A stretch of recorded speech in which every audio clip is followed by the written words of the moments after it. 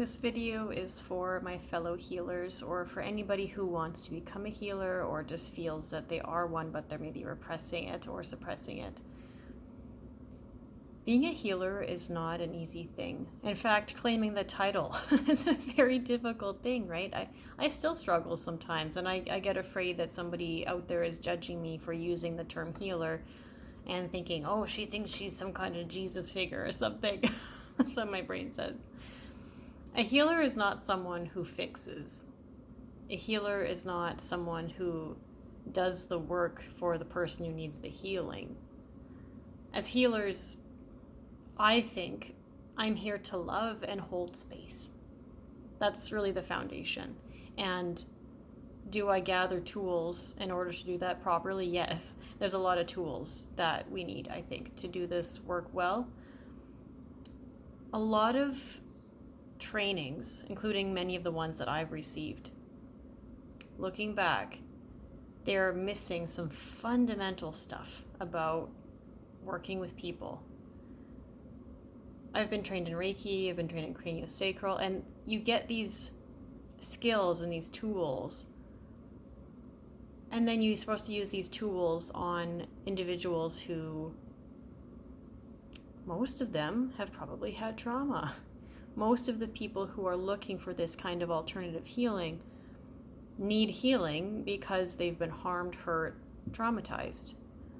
And yet that piece, the how do I work in a trauma-informed way,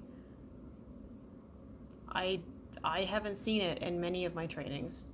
Now I did start, once I started to realize that I was missing something really important, I started to look, and I've found numerous courses that I've taken now, different places, different teachers that I feel have equipped me much better. But we're kind of being thrown into like a sea of traumatized people, and okay, you can heal them now because you can put your hands on them and channel this Reiki energy. Or you can heal them now because you can do these little tiny movements and work with their craniosacral system. Yes, or yes, but trauma is way more nuanced than that. And there's some really, really crucial pieces in how to work with traumatized individuals, even not traumatized individuals. There's skills that we need that a lot of us just didn't get. Now, I want to call myself out on something from years ago. I had a lot of healers or people who wanted to be healers coming to me and wanting advice and wanting my thoughts about how to be a healer, and most of them were terrified of hurting other people. And at the time, my immature young self said, oh, it's all about your intentions, as long as you have good intentions. So I retract that, and I own that I said that, and that wasn't the right thing to say. But maybe what I was actually saying on a spiritual level is I'm not ready to be your teacher because I'm not there yet. It's not just about intention.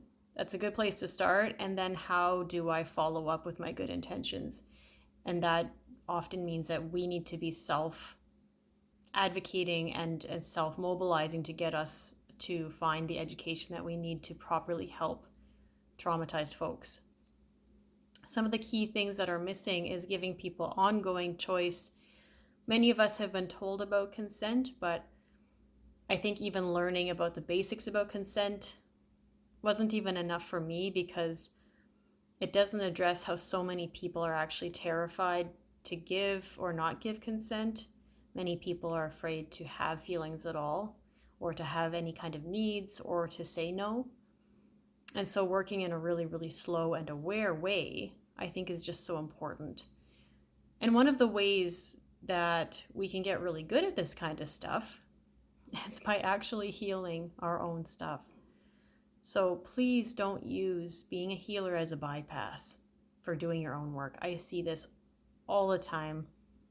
I did it for a long time. Many of us who become healers, we were wounded children, young people, and we learned how to self-abandon and put everyone ahead of us. And then we grow up and, I'm going to do the same thing again. I'm going to self-abandon and try to heal and fix these other people. You see how that becomes just a repeating pattern. And then what ends up happening is if we're not doing our inner work and realizing our stuff and seeing where maybe we would project or end up causing harm, we just stay in this pattern, and people come and they might feel temporarily nice or temporarily better or have some sort of need met, and then maybe also receive some like damaging stuff or not anything deeper than just a superficial band-aid, I suppose I could say. So doing your own stuff, which means, honestly, I'm just going to say it bluntly, I think we need to have our own healer as healers, a therapist, practitioner, and not just a friend, someone who actively understands and knows trauma and abuse, ideally, and nervous systems in a really deep kind of way. Because if you don't have that, how can you be healing? And if you're not healing, how can you help other people to be healing?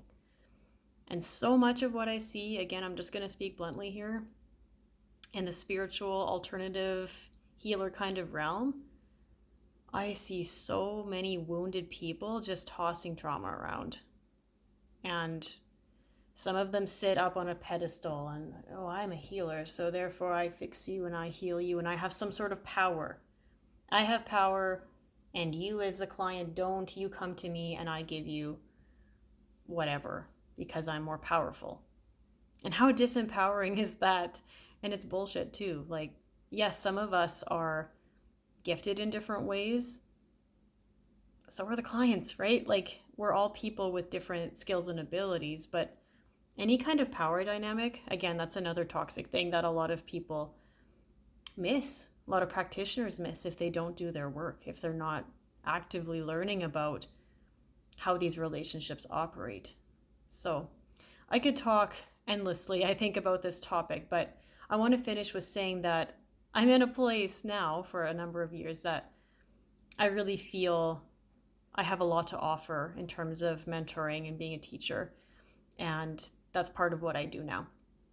So if you're a healer or a want to be healer, and if you're in Canada, I can help you. I can share with you what I've learned amongst a sea of resources that I've been swimming through for many years.